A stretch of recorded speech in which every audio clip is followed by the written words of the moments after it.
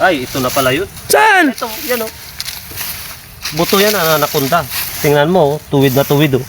Nako! Buto ba ng anaconda to? Oh, buto yan. Nako, parang anong kulay ba to? Buto pala to? Oo. Buto ng anaconda yan. Naku, buto pala ng anaconda to? Oo. Ganito pala yung buto ng anaconda? Naku. Kakaiba pala, no? Oo. So, ibig sabihin, matibay ba to? Oh, matibay yan. Matanda yan eh. Matanda na ano, namatay lang sa sobrang tanda. Ah, kaya Ayun. ganito yung itsura. Ayun nga, yung sabi ng kaibigan ng lula ko, Oo. ayun, maganda daw gawin mong sampayan itong buto ng anaconda. Magandang gawin sa payan. Payan saka poste. Aba, iba Poste pala rin. to. Oo. Buto ng ano. Buto pala ng anaconda to? Naku. Yun, tingnan mo, tuwid na tuwid. Oo nga, no? Oo. Oo. Ang ganda.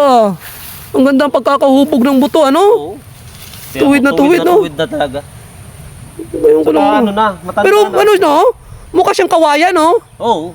Ganito pala yung buto ng Oo. anaconda. Mukhang kawayan. Oo. Nako. Parang may ano pa nga, oh. Ano to?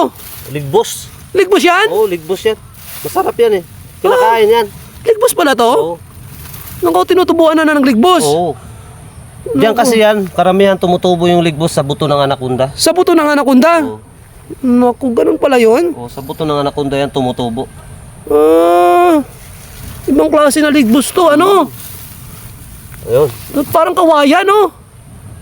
Parang kawayan pala ng buto ng anaconda. Anong kawayan yun? Oh, straight na straight Oo. pa, no?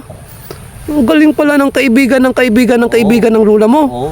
Nako, malupit. Siya nga na nagsabi na pwede daw gawing poste, gawing pambilad, sabitan ng pambilad. Oo.